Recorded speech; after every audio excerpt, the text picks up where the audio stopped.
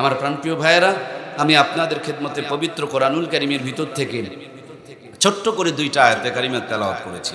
আল্লাহ রাব্বুল আলামিন একটা আয়াতে কারিমার মধ্যে বলছেন, ইয়া আইয়ুহাল্লাযীনা আমানু দুখুলু ফিস-সিলমি কাফা ওয়ালা তাত্তাবিউ খুতুওয়াতিশ শাইতান ইন্নাহু লাকুম আদুউম মুবিন।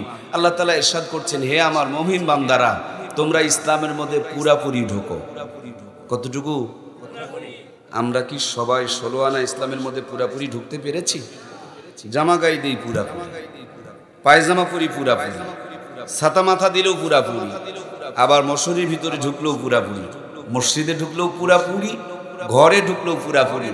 ইসলাম মানার ব্যাপারে সর্বোচ্চ যদি কেউ মানে 30%, 40%, 50%, 100% ইসলাম মানার মানুষের সংখ্যা একেবারে অনেক কম। কথা বলুন ঠিক কিনা? ইসলামের গুরুত্বপূর্ণ একটা বিধান হচ্ছে, নবীজি বলছেন, যার নামাজ আছে তার ঈমান আছে, যার নামাজ নেই তার ঈমান। কিন্তু আমাদের চার দোকানে কি সুন্দর করে আমাদের বেনামাজি ভাইয়েরা ফতুয়া দেয়, নামাজ না পড়লে কি হলো, ঈমান ভালো আছে, এরকম শোনা যায় কিনা? আমার প্রাণের ভাইয়েরা, আল্লাহ তাবারক তাআলা একবার যদি নামাজের কথা বলতেন, নামাজ ফরজ হয়ে যেত, 82 বার নামাজের কথা বলার কোনো প্রয়োজন ছিল না। কিন্তু মালিক 82 বার নামাজের কথা বলে প্রমাণ করে দিয়েছেন আল্লাহর কাছে সবচেয়ে নামাজের মর্যাদা বেশি। এজন্য আল্লাহ নিজেই কোরআনুল কারীমের মধ্যে 82 বার নামাজের তাগিদ দিয়েছেন। সুবহানাল্লাহ। নবীজি আমার যেই দিন দুনিয়াতে আগমন করেন, যেই ঘরে আগমন করেন, ওই ঘরের মধ্যে দুইজন মহিলা মানুষ ছিলেন। একজন ছিলেন নবীজির মা হযরতে আমেনা, আর একজন ছিলেন নবীজির ফুফি আম্মা হযরতে সুফিয়া। নবীজির ফুফি আম্মা সুফিয়া বর্ণনা করেন, সোমবার দিন সবেহে সাদেকের টাইম হঠাৎ করে আমার চোখে একটা আলোর ঝলকানি আসলো। ওই আলোর ছাটা লেগে আমার চোখের পর্দাটা বন্ধ হয়ে গেল, চোখ দুটো বন্ধ হয়ে গেল। আমি চোখ দুটো ডলে ডলে যখন তাকিয়ে দেখেছি, আমি প্রথম নজরেই আমি আমার ভাতিজা মুহাম্মদকে দেখেছি। আমি নিজের চোখে দেখেছি আল্লাহর হাবিব নামাজের সেজদার হালতে দুনিয়াতে এসেছেন, আর নবীজির আগমনে গোটা দুনিয়া আলোকিত হয়ে গেছে। তাহলে নবীজি আসলেন সেজদার হালতে, বিদায় নিলেন কেমনে? আম্মা জান আয়েশা সিদ্দিকা বলেন, এত নবীজির জ্বর, মাথা ব্যথা, নবী আমার অস্থির হয়ে যাচ্ছেন। এমন মুহূর্তে নামাজের রক্ত হয়ে গেল। বেলাল আজান দিলেন।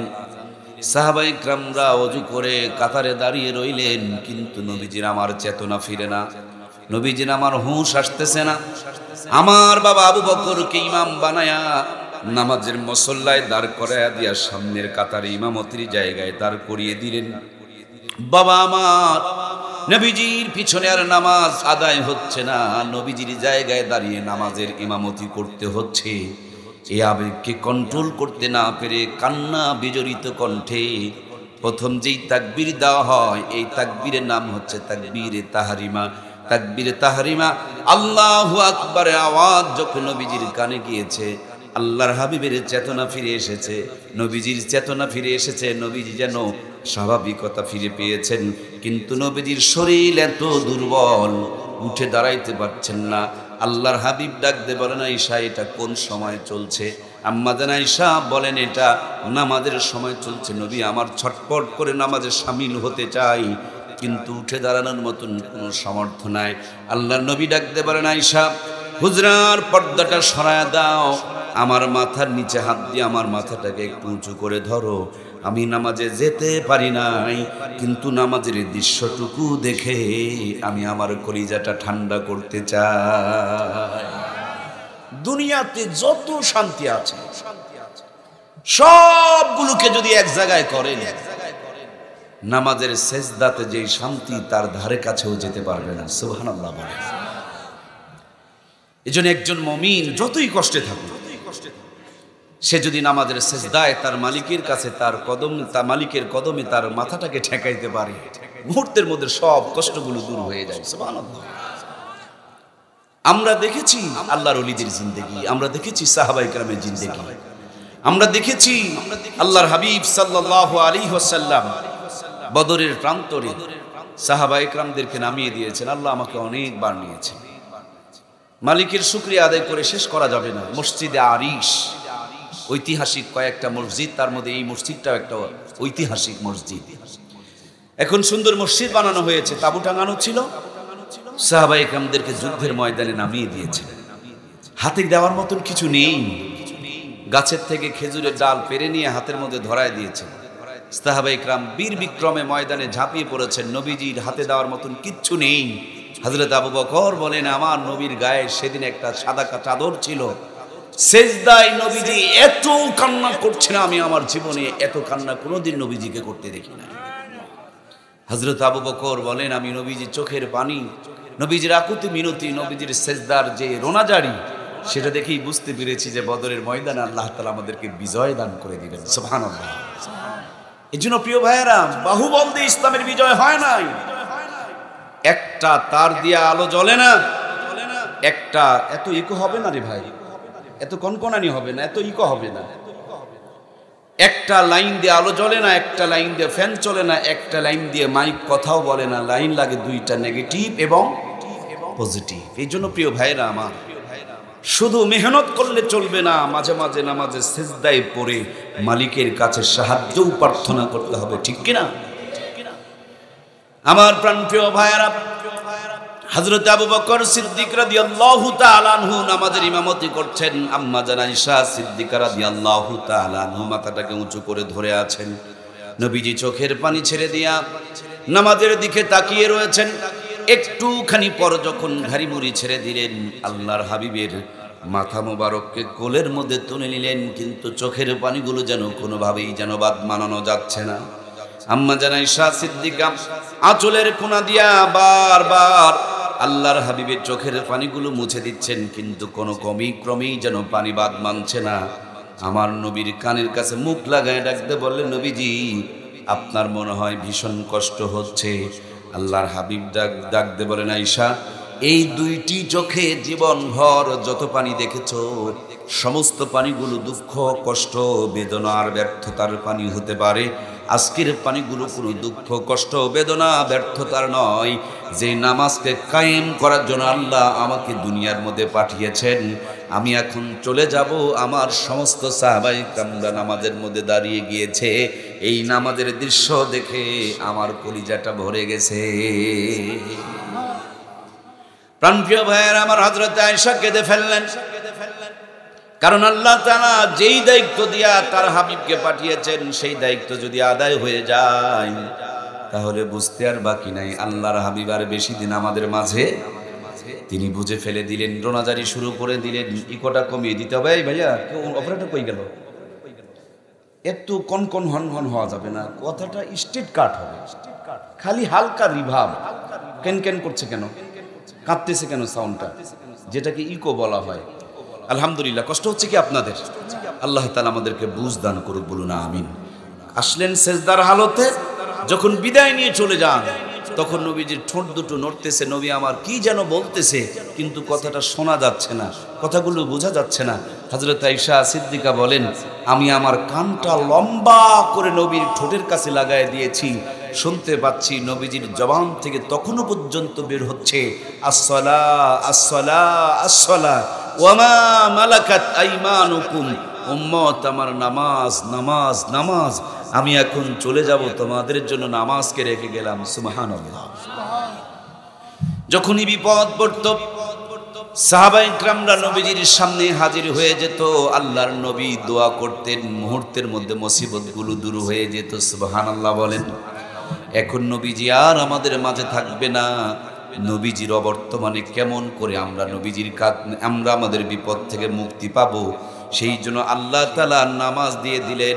নামাজ পড়ে পড়ে যায় নামাজে চোখের পানি ছেড়ে যখন আমরা সাহায্য প্রার্থনা করব, আল্লাহ বলেন, ওয়া কানা হাক্কান আলাইনা নাসরুল মুমিনিন। মুমিন যদি বিপদে পড়ে সহযোগিতা চায়, আল্লাহ বলেন আমার জন্য ওই মুমিনের সহযোগিতা করা ওয়াজিব হয়ে যায়।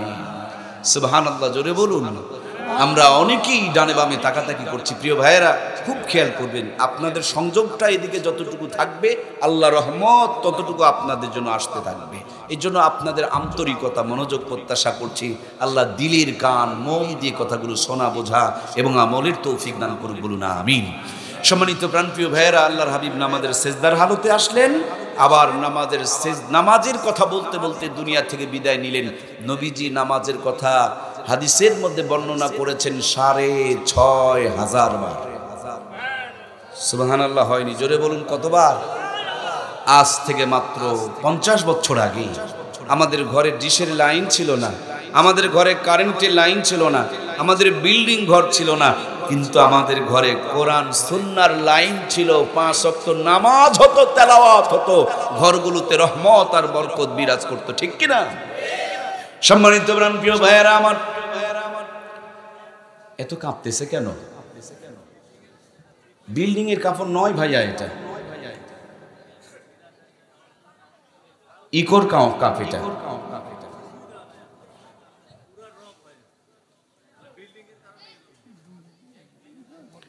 আচ্ছা, আলহামদুলিল্লাহ। এখন যদি ওনার কিছু করার না থাকে তাহলে তো আমাদেরকে কষ্ট করে শুনতে হবে। আলহামদুলিল্লাহ, সুম্মা আলহামদুলিল্লাহ। কষ্ট হচ্ছে আপনাদের, কথাগুলো বুঝতে পারছেন তো? ইনশাআল্লাহ আমরা পরিষ্কারভাবে যেন আল্লাহ তাআলা আমাদেরকে বোঝার তৌফিক এনায়েত করেন, বলুন আমিন। আলহামদুলিল্লাহ, সুম্মা আলহামদুলিল্লাহ। আল্লাহর হাবিব জগতে এসেছেন, সেজদার হালতে বিদায় নিয়েছেন। নামাজের কথা বলতে বলতে আল্লাহ বলেছেন 82 বার। নবীজি আমার নামাজের দাওয়াত দিয়েছেন, তালিম দিয়েছেন, নামাজের জন্য আমাদেরকে তাগিদ দিয়েছেন 6,500 বার। সুবহানাল্লাহ। প্রাণপ্রিয় ভাইয়েরা আমার, এই নামাজ, যেই নামাজ মুসলমানের 1 নম্বর পরিচয়, ইন্নাস সালাতা তানহা আনিল ফাহশাই ওয়াল মুনকার। নিশ্চয় নামাজ নামাজি ব্যক্তিকে যাবতীয় গুনার কাছ থেকে বাঁচায় দিবে, ঘোষণাটা কার? কিন্তু আমরা মাঝে মাঝে দেখি নামাজও পড়ে, মিথ্যা কথাও বলে, নামাজও পড়ে, আবার টাকা লাগান দেয়। আপনাদের গ্রামে তো এটা নাই? টাকার খালি বাচ্চা বের হয়, আছে গো। এগুলো তো মায়ের দুধের মতন পবিত্র। আস্তাগফিরুল্লাহ। আল্লাহ তাআলা আমাদেরকে সুদ ঘুষ থেকে বাঁচায় দেখ, বলুন আমিন। এটা দেওয়া, নেওয়া এবং সাক্ষী থাকা, 3টাই মারাত্মক গুনাহ। 70টা গুনাহ আছে। সর্বনিম্ন গুনাহ হলো নিজের মায়ের সাথে জিনা করার চাইতে কঠিন গুনাহ। আল্লাহ তাআলা এর থেকে আমাদেরকে মুক্তি দেখ, নাজাত দেখ, তওবা করে ফিরে আসার তৌফিক দেখ, জোরে বলুন আমিন। আজ রক্তের মধ্যে সুদ ঘুষ মিশে গিয়েছে। নামাজও পড়ে আবার ঘুষও খায়, নামাজও পড়ে আবার সুদও খায়, নামাজও পড়ে, নামাজ পড়ে তসবিহ পড়তে পড়তে, আল্লাহকে ডাকতে ডাকতে মসজিদ থেকে বের হয়ে জমিনের মধ্যে কাজ করতে যায়। বিসমিল্লাহ বলে কোদাল চোটানো শুরু করে। যখন জমিনের মাঝখানে কোদাল চোটায়, তখন যেখানে চোট মারে সেখানেই পড়ে। আলের ধারে গেলে কোদালের মাথা খারাপ হয়। কোদাল চেনেন তো? আমি আপনাদের মাথা খারাপের কথা বলি নাই, আপনারা মাইন্ড করবেন না। কোদালের মাথা খারাপ, কোদাল চেনেন তো? খালি মানুষের আল ঠেলে নিয়ে চলে যায়। জমিন ছিল 10 কাঠা, বানিয়ে ফেলে দিয়েছে 12 কাঠা। আমার ভাইয়েরা, আল্লাহ এই বাটপারিগুলো ধরা পারবে না। হজে যাওয়ার আগে কি সুন্দর করে মেয়েকে দাওয়াত দেয়, জামাইকে দাওয়াত দেয়, চোখের পানিগুলো ছেড়ে দিয়া মেয়েকে ফুসলা ফুসলা মাথায় হাত বুলায় দোয়া করে, মা আমি তোর জন্য আল্লাহর ঘরে চাদর ধরে ধরে দোয়া করব। হাইরে মোর ভালোবাসা। মেয়ের নামে দোয়া করে আর জমিনটুকু ছেলের নামে লিখে দেয়া যায়। এরকম চিটার মার্কা হাজি মনে হয় আমাদের দেশে নাই। কি বাটপারি গো! হাজি সাহেবের দোয়ার এত দাম। ও হাজি সাহেব, যদি এতই দাম হয় তাহলে দোয়া একবার ছেলের নামেই করো আর মেয়েটার নামেই জমি লেখো। এটা করে কি? এই চিটারি আল্লাহ বোঝে না? আল্লাহ তাআলা আমাদেরকে সমস্ত ধরনের বাটপারি চিটারি থেকে মুক্তি দান করুন, বলুন আমিন। ইসলাম মানতে হবে পরিপূর্ণভাবে। ছেলে যা পাবে মেয়ে তার অর্ধেক পাবে। আবার এই মেয়েরা সবচেয়ে বেশি বাবাকে ভালোবাসে। মেয়েদের চাইতে বাবাকে ভালোবাসার মতন পৃথিবীতে আর কে? আর সবচেয়ে বেশি মেয়েদেরকেই বাবারা ঠগায়। কথা বলুন ঠিক কিনা? এই পৃথিবীতে আমাদের জন্য সবচেয়ে পরম আত্মীয় হচ্ছে আমাদের ফুবু, বাবার বোন। খালার চাইতেও ফুবুরা বেশি ভালোবাসে। আর সবচেয়ে কম সম্পর্ক হলো ফুফুর সঙ্গে। ভালোবাসে যিনি বেশি, সম্পর্ক তার সাথে কম। চোখ বন্ধ করেন, বিবেকটা মিলিয়ে নেন, মোটের উপরে রিজাল্ট করেন। সবচেয়ে ভালোবাসে বেশি ফুফুরা, আর সবচেয়ে অবহেলিতই হচ্ছে এই ফুফুরা। ফুফুরা নিজের ভাতিজাদেরকে যে কি ভালোবাসে গো, ভাষায় বলার মতো না, কলিজাটা চিরে দেখানোর মতো না। আমরা ছেলে মানুষ, আমরা বুঝি না। যারা পর্দার আড়ালে আমার বোনেরা আছেন, প্রত্যেকের হৃদয় ছিঁড়ে যাচ্ছে। এরা ভাইয়ের ছেলেকে কি পরিমাণ ভালোবাসে। সবচেয়ে বেশি অবহেলিত তারা। কেন জানেন? খালার প্রতি অবহেলা নেই, ফুফুর প্রতি অবহেলা। কেন? মা উঠতে বসতে সকাল সন্ধ্যা এই বাচ্চাদের কানে ওই খালা, ফুফু, চাচা, তারপর দাদি, এরা যে ওর আম্মাকে জ্বালাইছে এই কথাটা বারবার বারবার বারবার আলোচনা করতে করতে ফুফুর প্রতি এই ভাতিজাদের একটা ঘৃণা ধরায় দিয়েছে, ঠিক কিনা? অথচ সবচেয়ে বেশি তারা ভালোবাসে।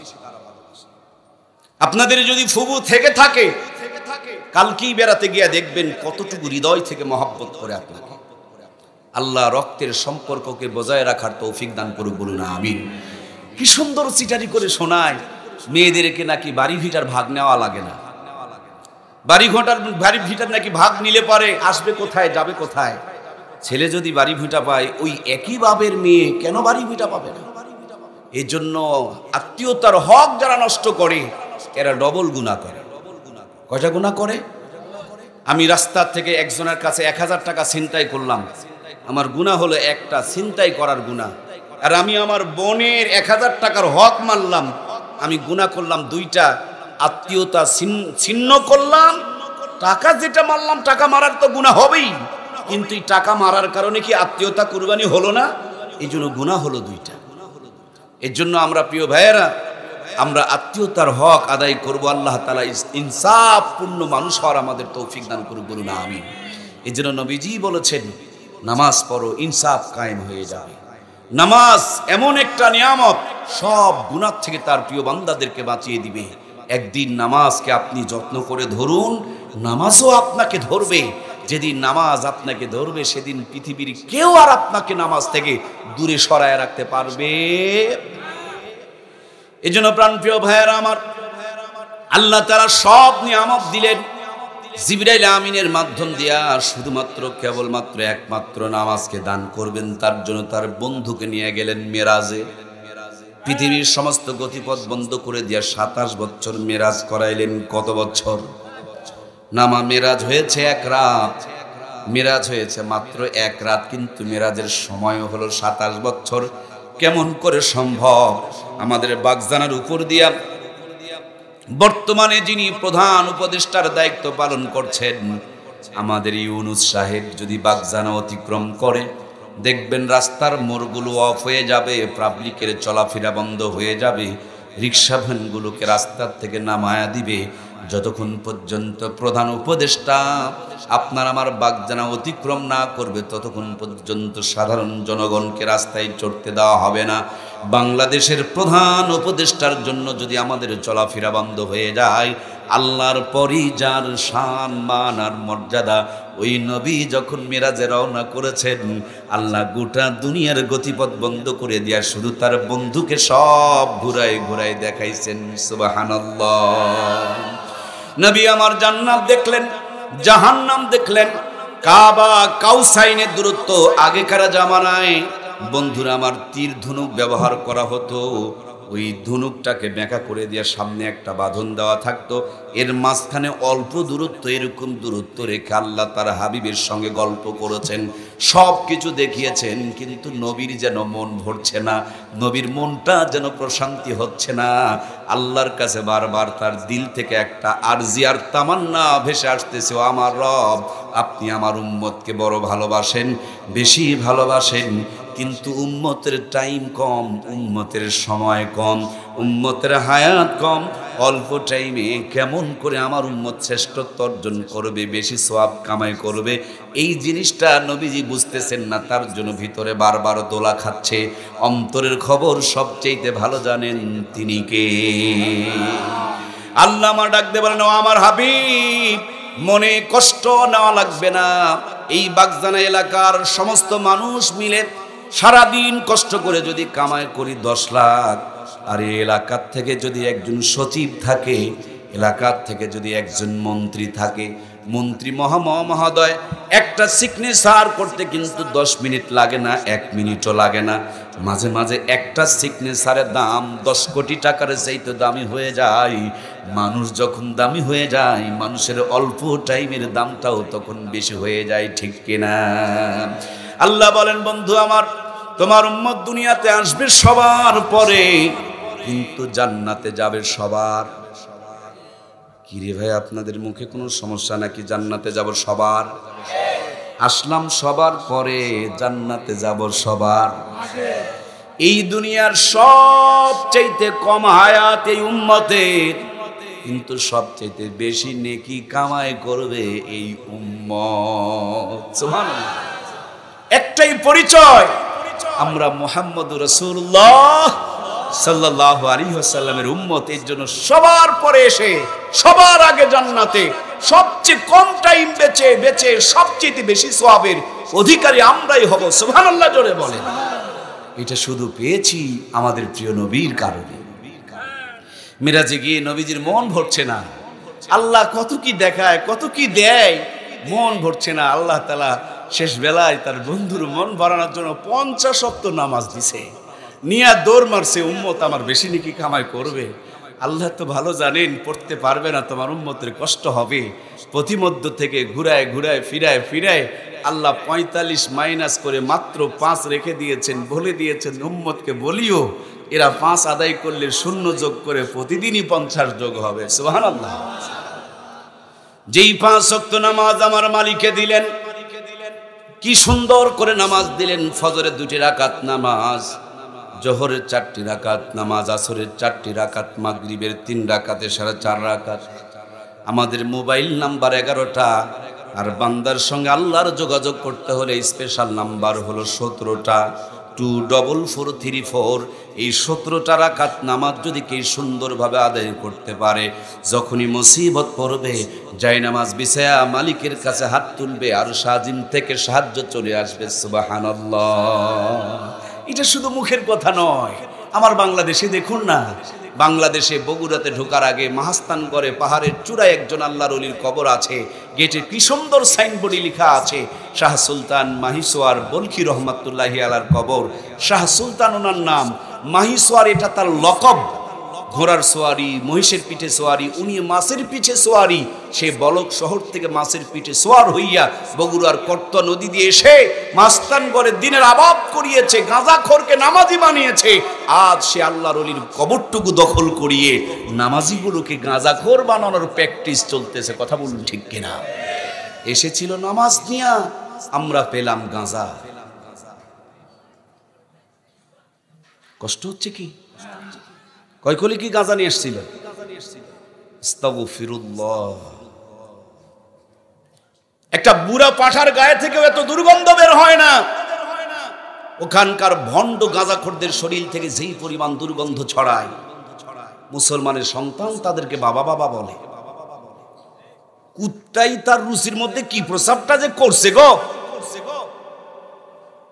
একটা গাঁজাখোরে বাবা বলে মুসলমান। আল্লাহ জাতিকে হেদায়েত দান করুন, বলুন আমিন। কষ্ট নিলেন? লবণ আর চিনি দেখতে এক মতন, কিন্তু দুইটা কি এক জিনিস? চিনির টাকা দিয়ে লবণ কেউ কিনেছিলেন?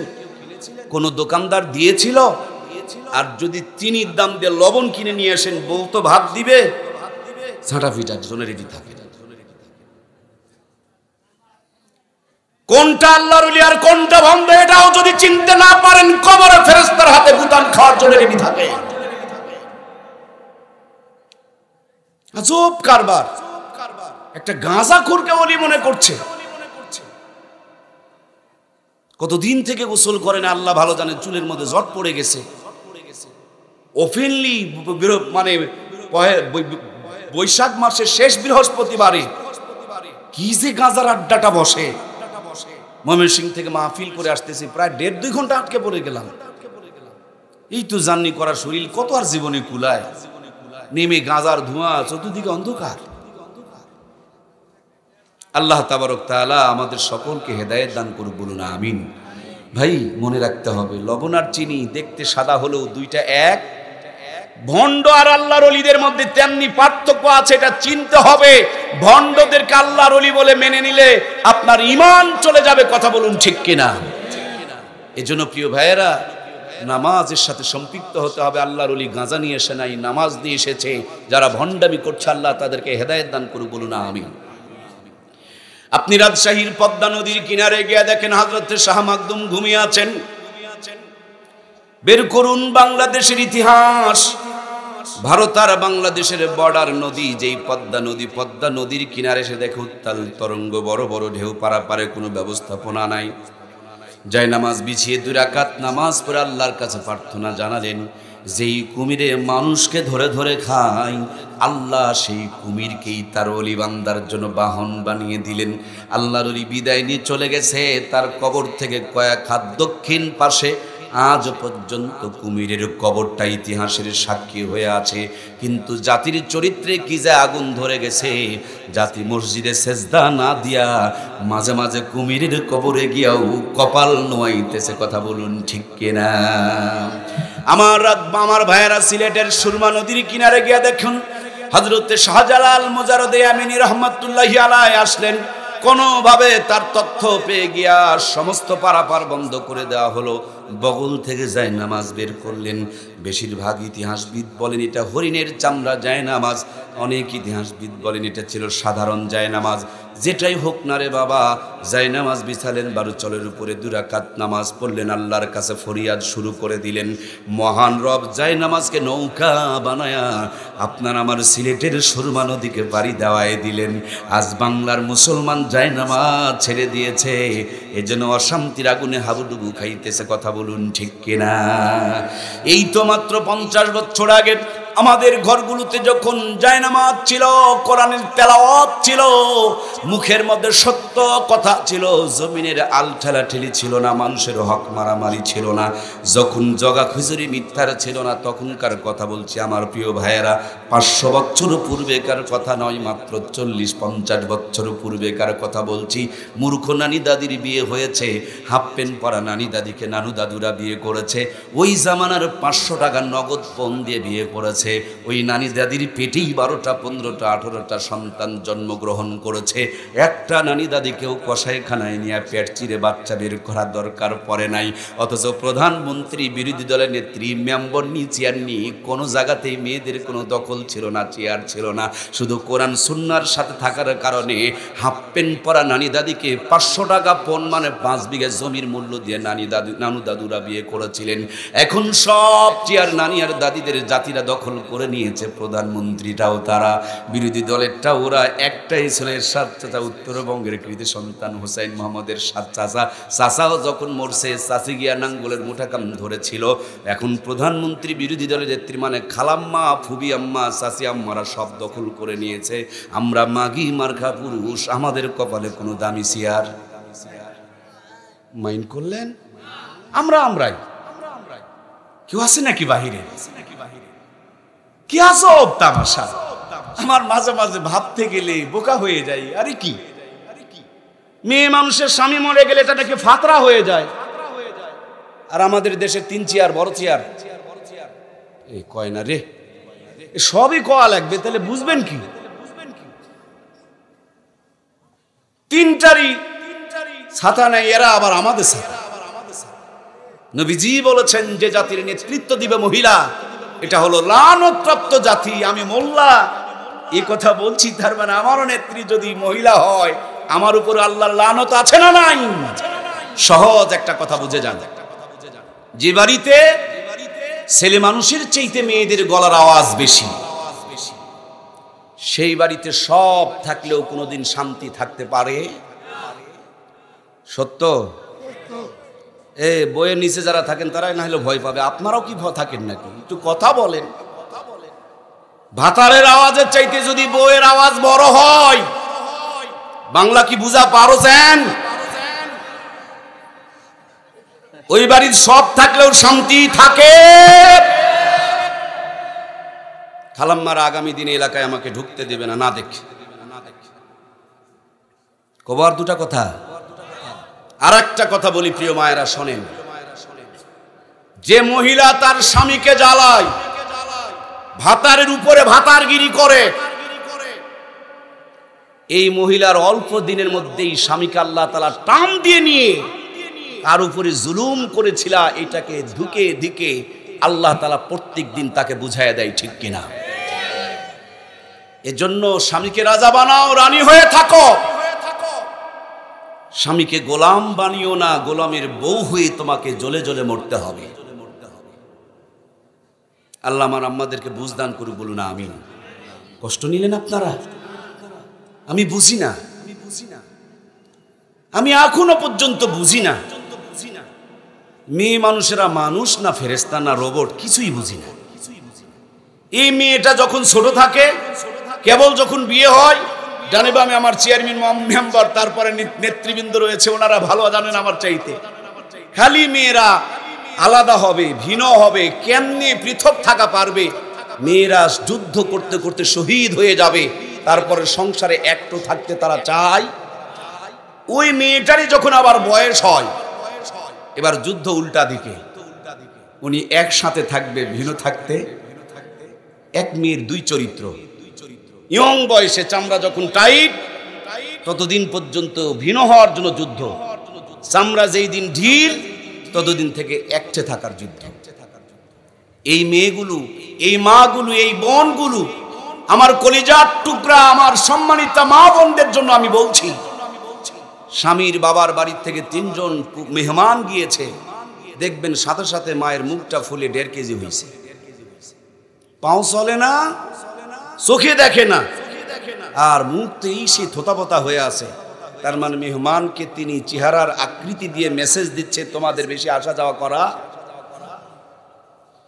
আমার ভাইয়েরা রান্না করার পর ভাতের প্লেট দেয় থ্যাপ করে, তরকারিটা আরো জোরে, লবণেরটা থ্যাপ থ্যাপ করে, তার মানে মেসেজ দেয়, এই বাড়িতে তোমরা এত আসা যাওয়া করো না, তোমাদের জন্যই তো গ্রাম ছেড়ে শহরে এসেছি, তাও জ্বালাও। আর স্বামীকে পেলে তো তুলাধুনা করে, ফ্রিজের মধ্যে মাছও আছে, গোস্ত আছে। স্বামীর বাবার বাড়ির মেহমান যদি আসে, সর্বোচ্চ মাছের প্যাকেটটাই বের হয়, গোস্তের প্যাকেট পর্যন্ত তাদের হাত লম্বা হয় না, ঠিক কিনা? প্রত্যেক দিন যদি আসে, এত কি গোস্ত রান্না করা যায় নাকি? আমি কি কাজের মেয়ে নাকি? আল্লাহর বান্দি বৈকাল 2টার দিকে শ্বশুর বাড়ির লোকজনগুলো যখন চলে গেছে, কেবল একটু বিছানায় পেটটা ঠেকাইছে, এই মুহূর্তে গেটের মধ্যে কলিং বেল লক করছে, গেট খুলে গিয়ে দেখে ওর বাবার বাড়ির থেকে, মানে মহিলার বাবার বাড়ির থেকে মেহমান আসছে 15 জন। কয়জন বলুন? এবার কি মুখ ফোলা থাকবে? মুখ একেবারে চাঙ্গা হয়ে গেছে, জান্নাতের হাসি বের হচ্ছে, শরীর ঝরঝরা হয়ে গিয়েছে, একে মহা আনন্দ, ঈদের খুশি শুরু হয়ে গেছে। একটা মানুষ 15টা তরকারি রান্না করছে। নে নে আর 2 পিস নে ভাই, আর 2 পিস নে চাচা, আর 2 পিস নে দুলা ভাই। সকালবেলা এক চরিত্র, বৈকাল বেলা আর এক চরিত্র। এটা কোনো মুসলমানের মেয়ের চরিত্র হতে পারে? বৈষম্য তো আপনারাই তৈরি করেছেন। পুরুষেরা পকেটে টাকা নেয়, মানুষের কাছে ধার করে নিয়েও হলেও পারে বাজার করে নিয়ে আসে, যাতে করে শ্বশুর বাড়ির মেহমান যেন অসম্মান না হয়। কথা বলুন, ঠিক কিনা? আর ফ্রিজে থাকার পরও আমার অনেক মা বোনেরা আছে, শ্বশুর বাড়ির মেহমানদের জন্য তারা সুন্দর করে রান্নাটাও করতে পারে না। এই মা বোনগুলোর মাথায় যদি আল্লাহর কোরআন থাকতো, বলুন তো দেখে এই জুলুমটা কি তারা করতে পারতো? আমার দেশের দিকে তাকিয়ে দেখুন, আপনারা মন খারাপ করছেন। প্রত্যেকটা পরিবারে বউ শাশুড়ির যুদ্ধ চলছে, সেজন্য এই কথাগুলো বলা বড় জরুরি, এই কথাগুলো শোনা বড় জরুরি, এই কথাগুলো বড় দামি কথা।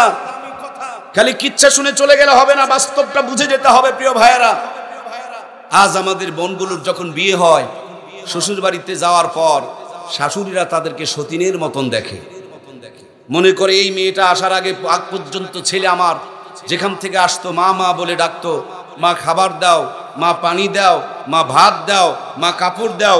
এখন ঘরে যখন একটা বউ আসে, বলুন তো দেখি ওই বেটিটা, ওই মেয়েটার দায়িত্ব পালন করার জন্য এই ছেলেটাকে কিছুটা হলেও তো অন্ততপক্ষে সময় দিতে হবে।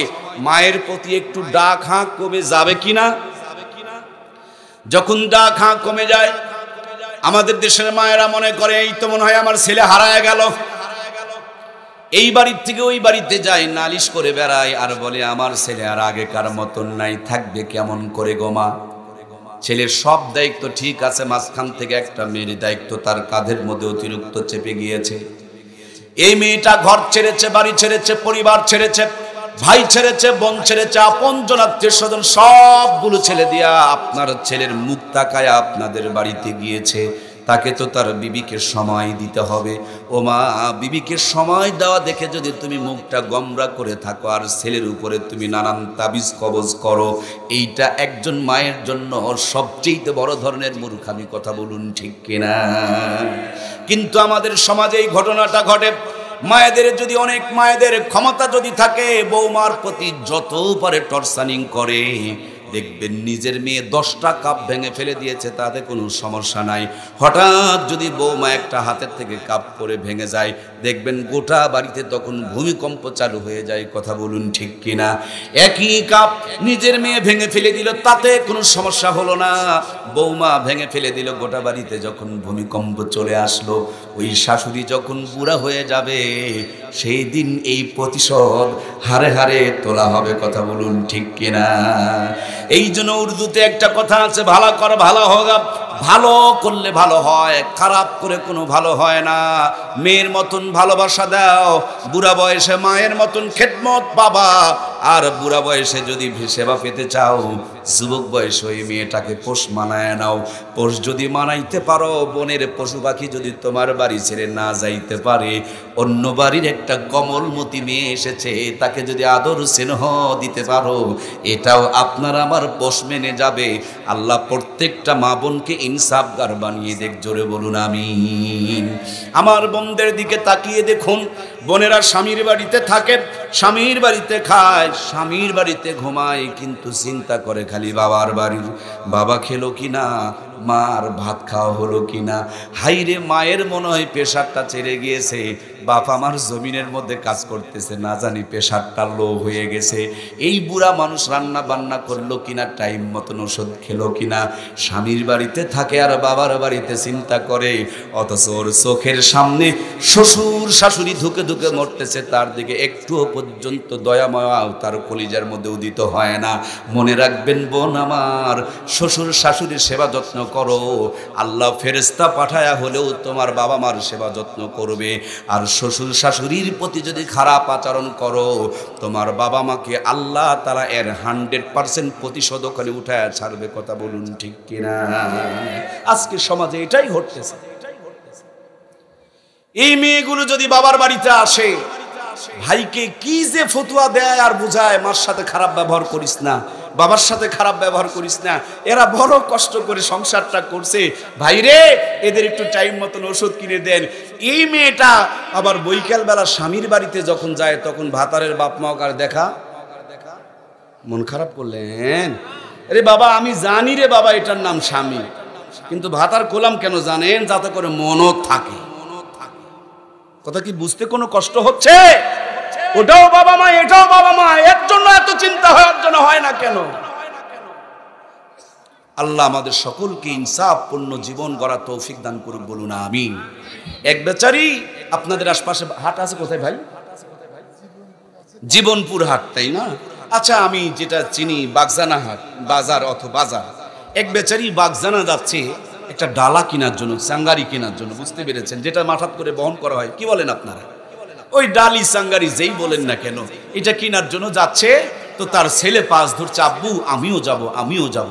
ছোট্ট বাচ্চাকে কাজে করে নিয়ে বাজারে গেছে, ডালা কিনতেছে, শক্ত মজবুত ডালা কিনতেছে। ছোট্ট বাচ্চা বলছে, আব্বা এই ডালাটা কি করবা? বলে, দেখো না তোমার দাদু আর তোমার আম্মার সাথে সব সময় ঝগড়া গন্ডগোল থাকে, আমি বাবা এত অত্যাচার আর সহ্য করতে পারছি না। তোমার আম্মু শর্ত দিয়েছে, এই বুড়া বাড়ির থাকলে আমি থাকবো না, আর আমি থাকলে বুড়া থাকবে না। এখন বলো আমি কি করব? তুমিও তো ছোট মানুষ। এই জন্য সিদ্ধান্ত নিয়েছি যে আজকে রাতের বেলা এই ডালির উপরে তুলে তোমার দাদুকে জঙ্গলের মধ্যে ফেলে দিয়ে আসবো। সে বাবার মুখের দিকে তাকায়, আর একবার ডালার দিকে তাকায়, বাবার ঘাড়ে চড়ে চড়ে বাড়িতে আসছে। কোলের থেকে নামার পরে বলছে, আব্বু আব্বু আমি একটা কথা বলতে চাই। তো বেটার মুখের দিকে তাকায়, বলে, কি কথা বলবো আব্বা? বলে, আব্বা দাদুরে ফেলে দিও, ডালিটা ফেলে দিও না। ওয়াজে বোঝেনি।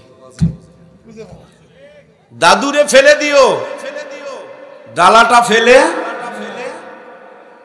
বাপে কয় দাদুরে ফেলে দিব, ডালি ফেলে দিব না মানে কেন?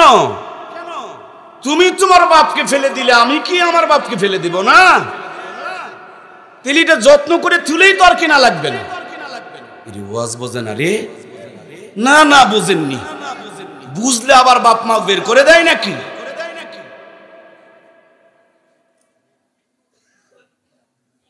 এগুলো কিন্তু ওয়াজ না ভাই, এর নাম ওয়াশ। ওয়াজ না ওয়াশ। বাপ মা ভাত দিবে না, ওই যান ভাত পায়। বাট পার কোথাকার। যেমনে জ্বলাইছো তেমনে জ্বলার জন্য রেডি হও। যারা বাড়িতে বাপ মাকে ভাত কাপড় দেন না, আপনাদেরকে বলছি রেডি হন। বিশ্বাস না হলে কাগজ নিয়ে আসেন, রক্ত দিয়ে লিখে দিয়ে যাচ্ছি। দুনিয়া উল্টে যাবে, আমার কথা উল্টিবে না। যা করবেন তাই পাবেন। এক নাস্তিক মনা মানুষ তার ছেলেকে মাদ্রাসায় ভর্তি করছে। আমি বলি খালি হুজুরের আপনি ভুল ধরেন। জোরে গেলে কয় দাওয়াত পাইছে, ধীরে হাঁটলে কয় বেশি খাইছে। মৌলবীরাই দেশ খাইলো, কোনোদিন ক্ষমতাত গেল না, অথচ ওরাই দেশ খালো, তোমরা গু খালিন। তো খাও, যখন ওলাই খাবেন তো খাও, আমরা দেশই খাই। এই বেচারি ছেলেকে দিছে মাদ্রাসায়। তা আমি বললাম ভাই আপনি তো হুজুর দেখতে পারেন না, মাদ্রাসায় দিলেন কেন? বলেন তো হিকমতটা কি?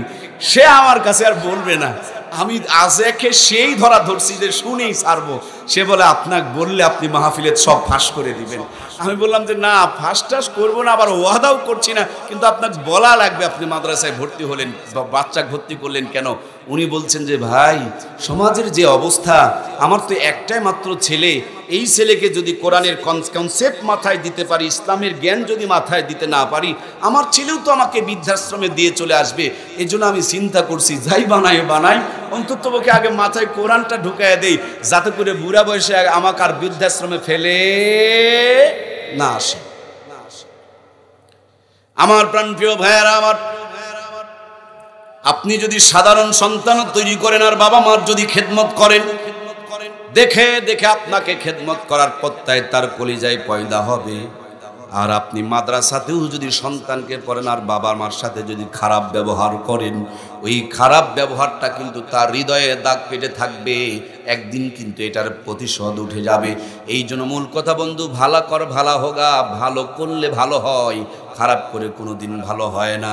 যেই মা বাবা এত কষ্ট করে আপনাকে লালন পালন করেছে, সন্তানের উচিত হলো ওই বাপ মার সেবা যত্ন করা। আল্লাহর কোরআনের আয়াত, আল্লাহ বলেন ওয়াকাদা রব্বুকা আল্লা তা'বুদু ইল্লা ইয়্যাহু ওয়া বিল ওয়ালিদাইনি ইহসানা ইম্মা ইয়াবলুগান্না ইনদাকাল কিবারা আহাদুহুমা আও কিলাহুমা ফালা তাকুল্লাহুমা উফিন ওয়ালা তানহারহুমা ওয়া কুল্লাহুমা কওলান কারীমা ওয়াখফিজ লাহুমা জানাহাদ-দুল্লি মিনার রাহমাতি ওয়া কুর রাব্বিরহামহুমা কামা রাব্বায়ানি সাগীরা। আল্লাহু আকবার। আল্লাহ তাআলা বলেন আমার ইবাদতের পর সর্বোচ্চ ভালো ব্যবহার করো বাবা মার সঙ্গে। আমরা বাবা মার ওয়াজ করি, কিন্তু সন্তানকে কেমন করে লালন পালন করতে হবে সেই ওয়াজগুলো আমাদের সমাজে হয় না। সন্তানের যেমন বাবা মার প্রতি হক আছে, বাবা মারও তেমনি সন্তানের উপরে হক আছে না নাই? সন্তান যখন জন্ম দিতে যাবেন, স্বামী স্ত্রী যখন মিলিত হতে যাবেন, আমার প্রাণপ্রিয় ভাইয়েরা ওযু গোসল করে নেবেন, পবিত্র হয়ে নেবেন, সুন্দর তরিকায় দোয়া কালাম পড়ে হালাল বিবির সঙ্গে মিলিত হতে যাবেন। যখন বৈধ বিবির সঙ্গে মিলিত হতে যাবেন, তখনও দোয়া আছে, আল্লাহুম্মা জান্নিবনা শায়তানা। বাকিটুকু বলবো না, এখন সকলকে শিখতে হবে, জানতে হবে, নইলে কিন্তু ভালো সন্তান প্রোডাকশন হবে না। সন্তান জন্ম দেওয়ার দোয়া আছে আমার ভাইয়েরা। মিলামিশার পরে খালি গায়ে পরে থাকলে হবে না, যত দ্রুত সম্ভব গোসল করে নিতে হবে। আর গোসল যদি করতে যান, গোসলেরও 3টা ফরজ আছে না নাই? নঙ্গি গামছার সাবানের পক্ষে সিল মারা বাদ দিয়া মানুষের পক্ষে যদি সিল মারেন, অন্ধকার ঘরে যেহেতু মারেন, আল্লাহ মনে হয় এটা আর দেখা পারবে না। ইরি আল্লাহরে কথা বলো না রে, দেখা পারবে না। তসবিহ যদি সাক্ষী দেয়, সিল সাক্ষী তো দেবে না। কথা কয় না, দিবে? আপনাদের দক্ষিণ পাশে মনে হয় একটা নদী আছে, আছে?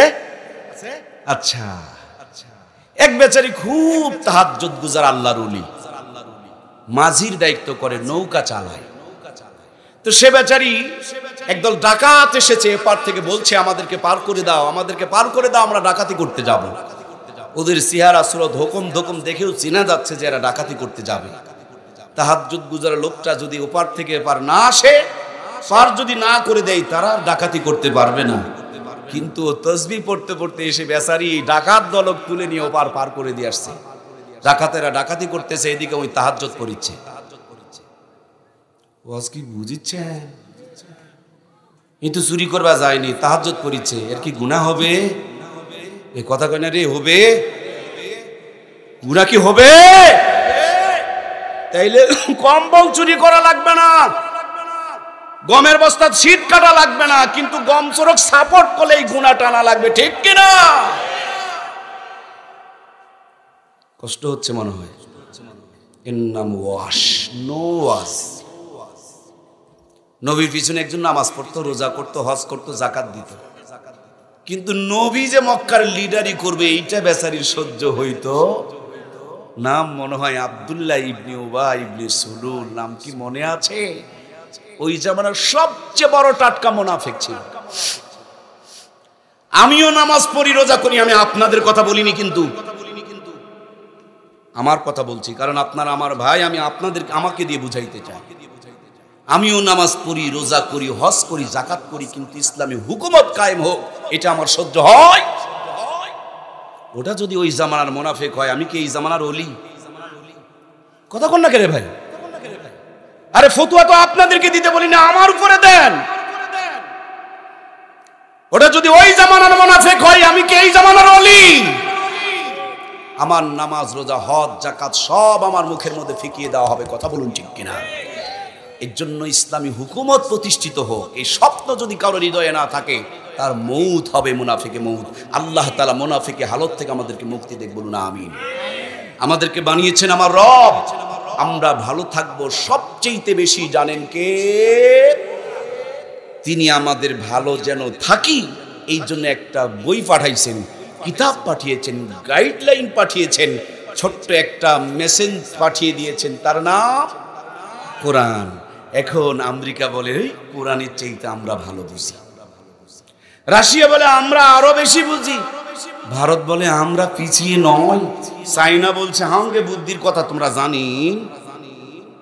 এখন বাংলাদেশের বাঙালি কয় আমরা আবার পিছিয়ে থাকবো কেন? বঙ্গবন্ধু একটা দল তৈরি করলো, কোরআনের পক্ষে কিন্তু নয়, বুঝতে হবে তার নিজের তরিকায়। জিয়াউর রহমান সাহেব আরো একটা তৈরি করলেন, এরশাদ চাচা কছে আমরা উত্তরবঙ্গের মানুষ, তাই মফিজ কমিন আমরাও বানাইছি, হাল বয়ে চলে যাব। আমার প্রিয় ভাইয়েরা, আল্লাহ দিল একটা, চাচাই দিল আর একটা, খালাই দিল আর একটা, মামাই দিল আর একটা। এখন এই খালা মামা চাচারটা নিয়ে টানাটানি করতে গিয়ে আল্লাহটার সাথে মানুষের আর কোনো সম্পর্ক।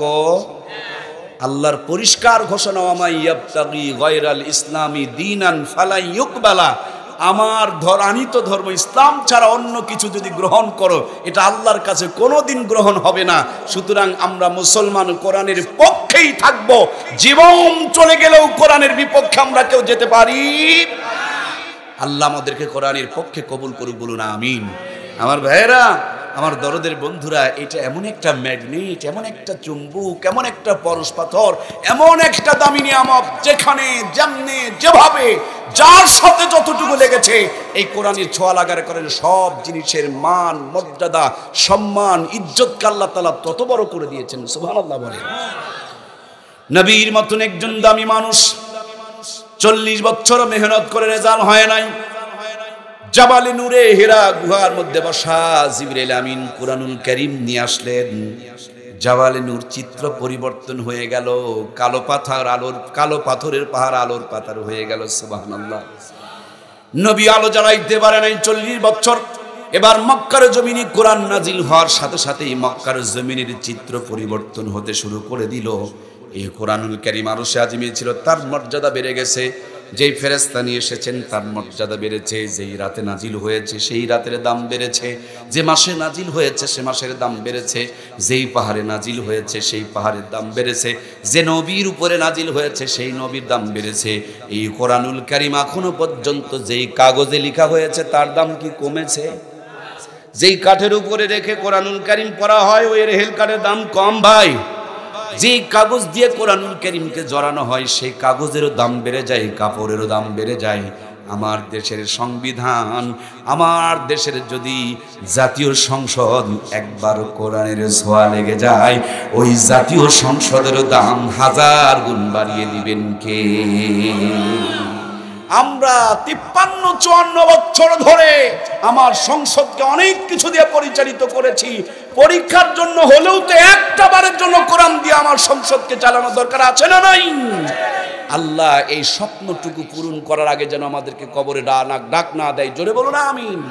কোরআনের পক্ষে যারা আছে, আমরা বিগত 16 বছর ধরে দেখলাম কোরআনওয়ালাদের চাইতে খারাপ মানুষ আর দুনিয়াতে কেউ। কোরআনের সবচেয়ে যেটা বড় পাখি, আল্লাহু আকবার বলবেন না? জিন্দা ওলি। কি ওলি? প্রত্যেকটা কথা ফুলে গেছে। সুবহানাল্লাহ বলবেন না? কালো অন্ধকার মেঘ, কবে সকাল হবে? কালো অন্ধকার মেঘে লেগেছিল, 16 বছর পর সকাল হলো। বলে গিয়েছেন বেশি লাড়াচাড়া করবে না, গোড়ায় আছে 16 কোটি, একটু যদি নাড়া দেয় মামু বাড়ি দিল্লি গিয়া পড়বা। পড়ছে তো? সবগুলো ঘটে গেছে। সেই লোকটারে বানিয়ে দিল, হাজার হাজার মেয়েকে ধর্ষণ করেছে। নাউজুবিল্লাহ বলেন। আচ্ছা ভাইয়া, এখন না হলে কন্ডম মায়াবরী বের হইছে, 71 সালে কি এগুলান ছিল? লোকটা যদি হাজার হাজার মেয়েকে ধর্ষণ করেই থাকে ওদের কথা মতো, তাহলে না হলেও তো 800 সন্তান জন্ম হইছে। 1000-1000-এর মধ্যে 200 বাদ দেন, কত সন্তানের বাপ? তাহলে জাতির পিতা ওই হওয়ার কথা ছিল না অন্যটা? চিন্তা করেন, ভুল কইলাম নাকি? হবে কি আর বানাইছে গায়ে? আল্লাহ আমার ভাইগুলোকে হেদায়েত দান করুক, বলুন না আমিন। আল্লাহ আলেম ওলামার প্রতি রহমত আর বরকত নাজিল করুক, বলুন না আমিন। আপনার আল্লাহর কোরআনের সাথে যদি থাকেন আপনার মর্যাদা কমবে না। আমির হামজার নাম শুনেছেন? এই লোকটা শ্বশুর বাড়ি যাওয়ার আগে যে মর্যাদা ছিল, সম্মান ছিল, ইজ্জত ছিল, শ্বশুর বাড়ি থেকে বের হয়ে এসে কমেছে। শ্বশুর বাড়ি বোঝে না, শিখের ভিতরে যেটা রে ভাই। মৌলবীরা ঘন ঘন যায়, শ্বশুর বাড়ির তো মানুষ ঘন ঘন যায়, মৌলবীরা ওটে বেশি যায়, এই জন্য মৌলবীদের শ্বশুর বাড়ি ওটা। হ্যাঁ, দ্বিতীয় শ্বশুর বাড়ি আর ছোট শ্বশুর বাড়িতে একটু বেশি মহাব্বত থাকে, তো ঘন ঘন যায়। যে যত তার মর্যাদা তত বাড়ে। সুবহানাল্লাহ বলেন। ছোট্ট একটা বক্তা রফিকুল ইসলাম মাদানী, হাইরে স্পিরিট আর ঝাল রে, বেচারির ঝাল মিটিয়ে দেওয়ার জন্য হাতের মধ্যে বিড়ি ধরাইছে, হাফ প্যান্ট পরাইছে, আর নষ্ট মহিলাগুলোকে তার সাথে জড়িয়ে ধরে ধরে ছবি তুলছে। কত যে টর্চার করা করছে এই লোকটার ইজ্জতকে কেড়ে নেওয়ার জন্য ষড়যন্ত্র যত করেছে। এখন সত্যি করে বলেন, তার সম্মান মর্যাদা ইজ্জত কমেছে না বেড়েছে? পরিমনির বাবা কেউ খুঁজে পায় না, খুঁজতেও যায় না। মামুনুল হক বলছে এটা আমার বউ, তারপরও কানাদের চোখের মধ্যে ঢোকে না। লোকটাকে বেইজ্জতি করার জন্য কত ষড়যন্ত্র আর কত নাটক চললো। আমার প্রিয় ভাইয়েরা, যে লোকগুলোকে তারা এই 16 বছর ধরে পৃথিবীর সবচেয়ে নিকৃষ্ট মানুষ বানিয়ে রেখে দিয়েছিল, এই মানুষগুলোকে যদি কোনো ময়দানে হাজির করা হয়, বাংলার বুকে এমন কোনো ময়দান নাই যে জায়গা দিতে পারবে, ঠিক কিনা? সুতরাং কোরআনের পক্ষে যারা থাকে তাদের ইজ্জত কেউ কেড়ে নিতে পারে। ইসলামের জন্য যে যত ত্যাগ, কুরবানি, জুলুম, অত্যাচার, নির্যাতন সহ্য করবে, আল্লাহ তার মর্যাদা তত বাড়িয়ে দিবে। আল্লাহ আমাদেরকে ইসলামের জন্য নিবেদিত প্রাণ হওয়ার তৌফিক দান করুক, বলুন আমিন। কষ্ট হচ্ছে প্রাণপ্রিয় ভাইয়েরা, এগুলো আত্মার খোরাক। আমার বাড়ির পাশে, মন খারাপ করলে নাকি? আমার বাড়ির পাশে এক লোকের সাপে কামড়ালো। ছোট মানুষ, দেখতে গেলাম, গিয়ে দেখছি ওরজা এসেছেন, তাকে বিষ লেগেছে কিনা পরীক্ষা করার জন্য কাঁচা ঝাল খেতে দিয়েছে। তো কাঁচা ঝাল খাচ্ছে আর বেচারি বলছে মিষ্টি। এই ভাই বলেন তো, কাঁচা ঝাল মিষ্টি? আমার চোখে দেখা, আমি গল্প বলছি না কিন্তু দেখা বলছি। 3টা লাল টকটকে শুকনা ঝাল খেতে দিল, কর্মর করে চাবিয়ে খেয়ে ফেলে দিল। গাছের থেকে নিমের পাতা ফিরে নিয়ে এসে দিল, ওটাও বসিয়ে দিল, বলছে এগুলো মিষ্টি লাগে। আমরা কিছু বুঝলাম না, কিন্তু ওর যা বুঝে ফেলে দিয়েছে যে একে জাতির সাপে কামড়িয়েছে, বিষও লেগেছে, একেবারে তার পেট থেকে নিয়ে জিহ্বা পর্যন্ত বিষে অ্যাটাক করে ফেলেছে। এই জন্য তিতার তিতা লাগে না, ঝাল আর ঝাল লাগে না, এর কাছে এখন ঝালও মিষ্টি লাগে, তিতাও মিষ্টি লাগে। ওর যা তার সিস্টেম অনুযায়ী বিষ নামালো, এরপর তাকে কাঁচা ঝাল মুখে দিতেই থু থু করে ফেলে দেওয়ার বলে ঝাল লাগে। আমার প্রাণপ্রিয় ভাইয়েরা, আমাদের কাছে কিরণমালা, কটকটি, শাকিব খান, শাহরুখ খান এগুলো হলো বিষের মতন। এগুলোর পিছনে কোনো মুসলমানের সন্তান থাকতে পারে না, কিন্তু এদের ভিতরে সুদ, ঘুষ, জেনা, ব্যভিচার, পাপ আর পাপাচার এমন ভাবে গ্রাস করে ফেলে দিয়েছে, এরা ইসলাম সহ্য করতে পারে না, আলেমদেরকে সহ্য করতে পারে না, ওই নর্তকীদের পিছনে জীবনকে ফানা করে ফেলতেছে। তার মানে নাস্তিকতার ভাইরাস তাদেরকে অ্যাটাক করে ফেলেছে, ঠিক কিনা? এই জন্য প্রিয় বন্ধু, ফিরে আসুন, তওবা করুন, বিষগুলো নেমে যাবে। সামর্থ্য থাকলে হজে চলুন, বিষগুলো নেমে যাবে। ইসলামী আন্দোলনের যোগ দেন, ভিতর থেকে তওবা করেন, আল্লাহ তাআলা সবকিছু মাফ করে দিবে। আল্লাহ আমাদের গুনাহগুলো মাফ করে দিয়ে তার ওলি বান্দাদের কাতারে আমাদেরকে শামিল করেন। একজোরে বলুন আমিন। প্রাণপ্রিয় ভাইয়েরা আমার, নামাজ নিয়ে কথা বলছিলাম, অন্তত একটা ওয়াক্ত নামাজ নিয়ে কথা বলি। আল্লাহ তাবারক তাআলা 5 ওয়াক্ত নামাজ দান করলেন। তার প্রথম নামাজ হচ্ছে ফজরের নামাজ। আর ফজরের ফরজ নামাজ কয় রাকাত? দুনিয়াতে যত মানুষ এসেছে, প্রথম মানুষের নাম হযরতে আদম, প্রথম নবীর নাম হযরতে আদম। আমাদের আদি পিতার নাম হযরতে আদম আলাইহিস সালাম, আদি পিতা জাতির পিতা ইব্রাহিম, আদি পিতা হযরতে আদম। আদি পিতা হযরতে আদম আলাইহিস সালামকে আল্লাহ তাআলা জান্নাতে রেখেছিলেন। সেখানেও একা একা ভালো লাগছিল না, তার জন্য আল্লাহ তাআলা তার বেগমকে বানালেন। আজকে অনেক আদম সন্তান পাওয়া যায়, 35 বছর বয়স হয়ে যায়, তারপরও বিয়ে করার কোনো খবর। 3 কারণে আদম সন্তানেরা বর্তমানে বিয়ে করতে চাচ্ছে না। তার 1 নম্বর কারণ, বিনা টাকায় যদি দুধ পাওয়া যায়, গাভী কিনে ঝামেলা টানা দরকার। ওই আদম সন্তান হিসাব করে দেখেছে, ওর বান্ধবী 15টা, প্রত্যেকটা 3টা 4টার সাথে লাইন চালাইতেছে। সে হিসাব করে দেখছে, এগুলান বৌমা হবে না রে, এগুলান হবে টাটকা বোমা। এর সাথে প্রেম করা যাবে, মগর এক বিয়া করা যাবে। নদীর পানি সবাই ব্যবহার করে, কিন্তু কেউ খায় না। ওদেরকে নদীর পানি বানাইছে। হাজার হাজার মায়ের সাথে প্রেম করতেছে, কিন্তু বউ তারা খুঁজে পাচ্ছে। 3 নম্বর যেই কারণে বিয়ে করতে যায় না, তার 3য় কারণ হলো এই মোবাইল ফোন।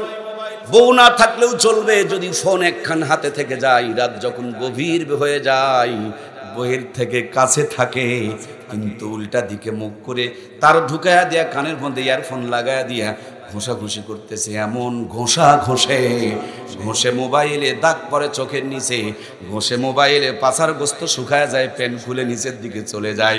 এই মোবাইল ঘষতে ঘষতে কখন তার যৌবনের পাওয়ার ফিউজ হয়ে গেছে, চার্জটা নষ্ট হয়ে গেছে। দাদাই বিয়ে করতে চায়, নানাই বিয়ে করতে চায়, এর বিয়ের কথা শুনলে যেন মুখটা শুকিয়ে যায়। আসলে তার ব্যাটারিতে কিন্তু চার্জ, যদি চার্জ থাকতো 35 বছর বিয়ে ছাড়া একা থাকা পারতো। জান্নাতে বরাব্বা থাকতে পারে নাই।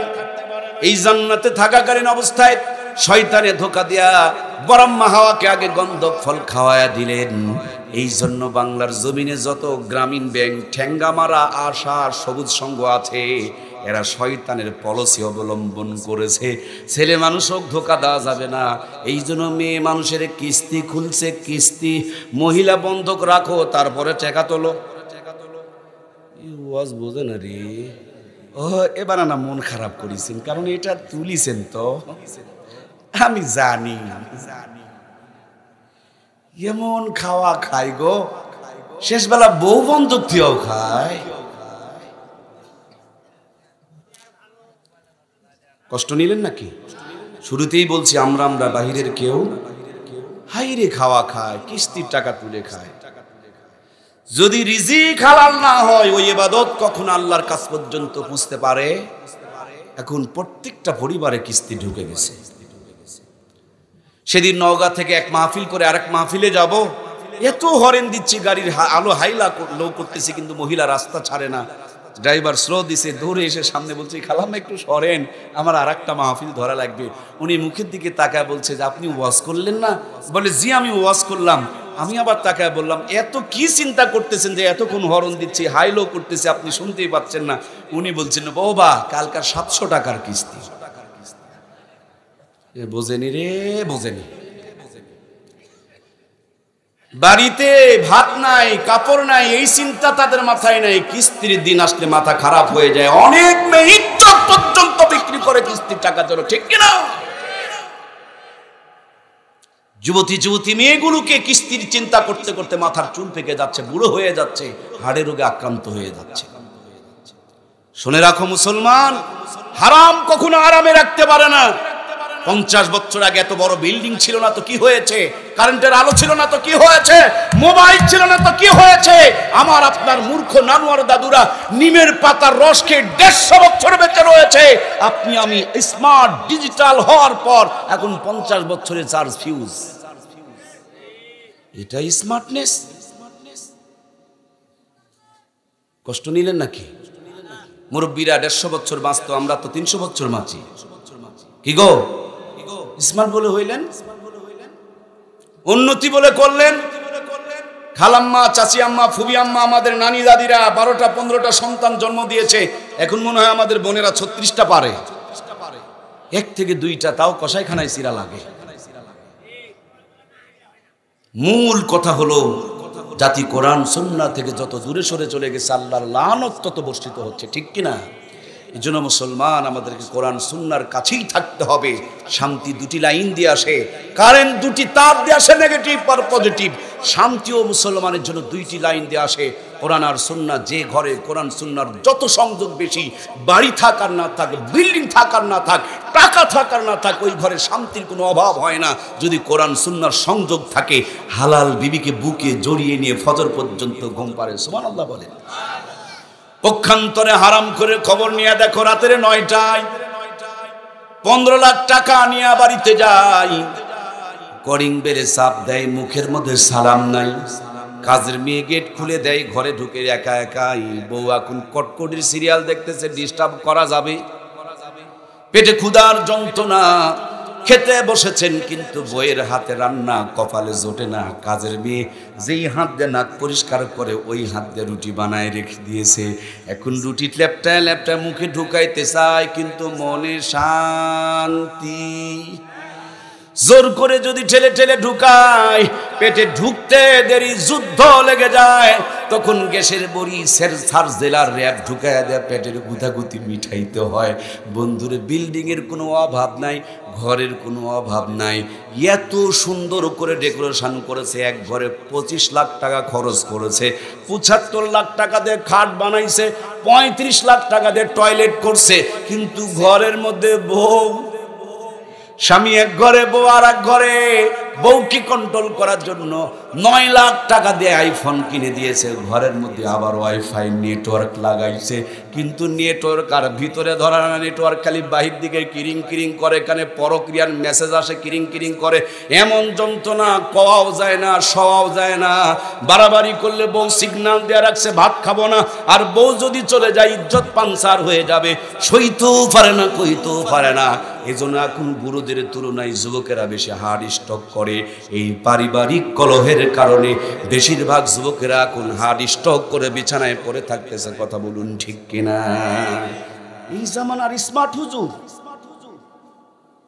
অনেক ডাক্তারের সাথে আমার সম্পর্ক। অল্প কিছুদিন আগে জয়পুরহাট মানে হাসপাতালে আমি বসা, আমার কয়েকজন বন্ধু বান্ধব ডাক্তার আছে। একটা রুগী আসলো, ডাক্তার সাহেব দেখে এসে বলতেছে, এটাও প্রেম প্রীতি ভালোবাসা পরক্রিয়ার কারণ। একটু পর আর একটা মহিলা আসলো, বলে এটাও কারণ। আর একটু পর আর একটা পুলিশ আসলো, বলে এটাও একই কারণ। ওই রাতের বেলা কেমনে কেমনে যেন গ্যাঞ্জামগুলো যখন বেড়ে যায়, তখন বুকের ব্যথা শুরু হয়ে যায়। আমার প্রাণপ্রিয় ভাইয়েরা, অথচ কথা ছিল মুসলমান বিয়ের পর হালাল বিবির সঙ্গে মিলিত হবে। আমার প্রাণপ্রিয় ভাইয়েরা, সারাটা দিন মোবাইল চালানোর পর এই ফোনটা যেমন চার্জে লাগায়া দিলে পিছনের চার্জগুলো পূরণ হয়ে সামনে চলার জন্য চার্জ তৈরি হয়ে যায়।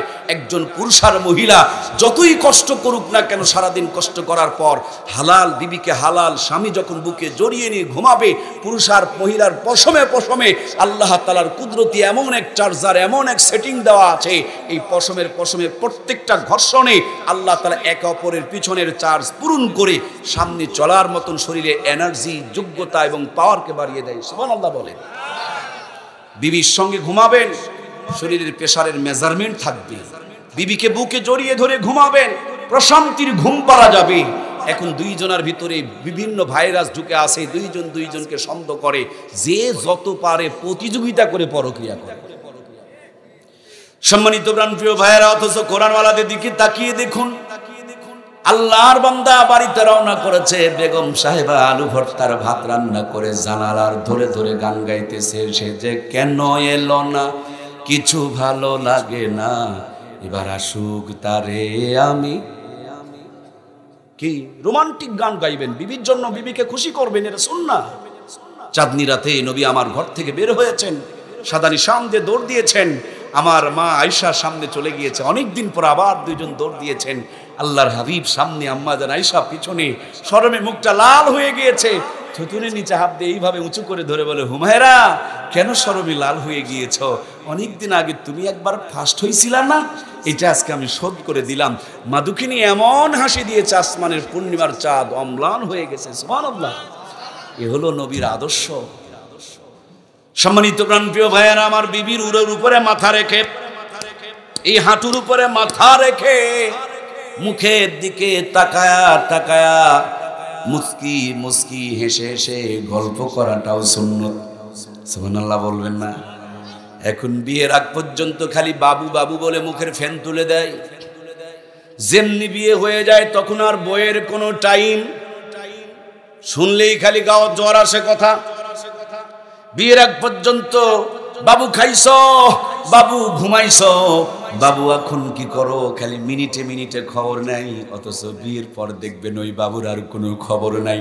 বাবু এখন ঘরের মধ্যে বসিয়া বসিয়া চিন্তা করে, হায় হায়, যে মানুষটা আমার খবর নিলে তার ঘুম ধরতো না, আমার খবর না নিলে ভাত হজম হতো না, এই মানুষ যে এখন আর আমার কোনো খবর নেয় না, না জানি আমাকে ঘরে তুইয়া অন্য কোথাও আর একটা জোগাল করে ফেলে দিয়েছে।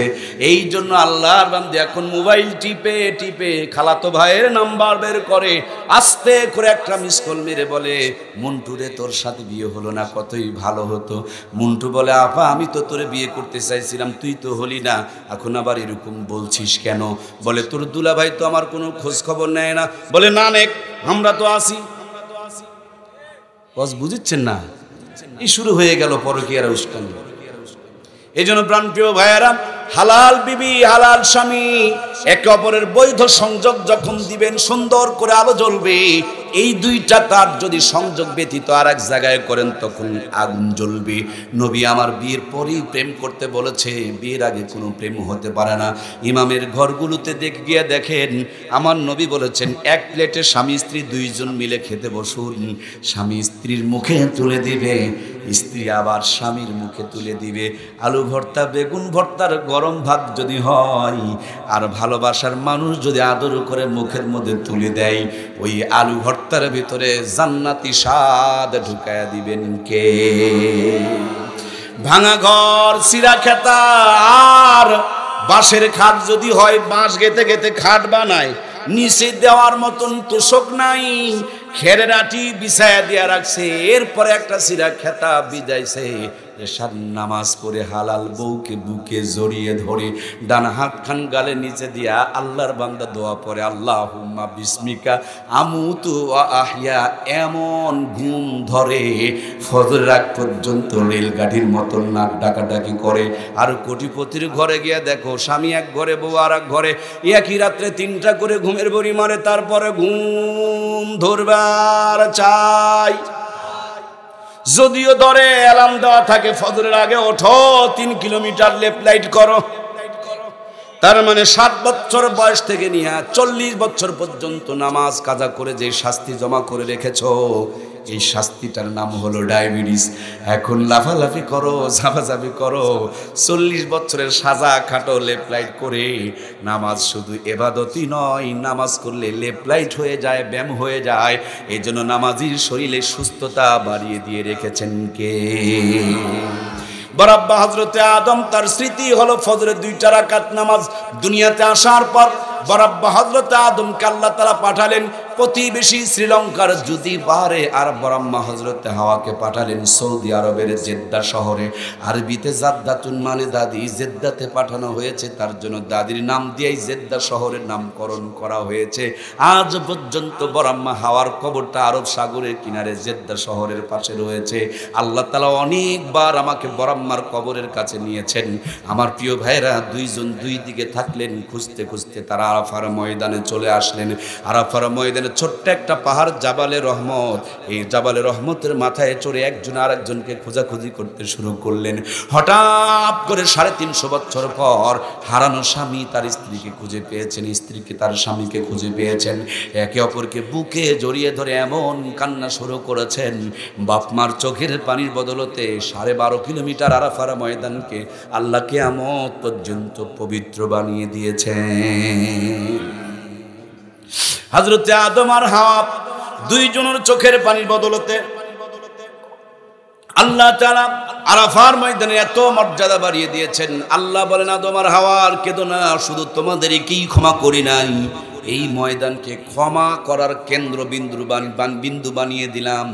তোমার সন্তানেরা যত গুনাহ করুক না কেন, আরাফার ময়দানে এসে যদি আমার কাছে রোনাজারি করে, তোমাদেরও যেমনি নিষ্পাপ বানায়া দিলাম, তোমার সন্তানদেরকে নিষ্পাপ না বানানো পর্যন্ত আমি আল্লাহ আরাফা থেকে বের করে নিয়ে যাব না। এজন্য হজরে মাসআলার কিতাবে লেখা হয়েছে, 9 জিলহজ কোন একটা পাখিও যদি আরাফার আকাশের উপর দিয়ে উড়ে যায়, আল্লাহ তাআলা ওই পাখিটারও পর্যন্ত হজ কবুল করে নেই। সুবহানাল্লাহ। আল্লাহর কাছে হৃদয় থেকে প্রার্থনা করুন, আল্লাহ যেন তার বাইতুল্লাহর মেহমান না বানায়া কবরে না ডাক দেয়। জোরে বলুন আমিন।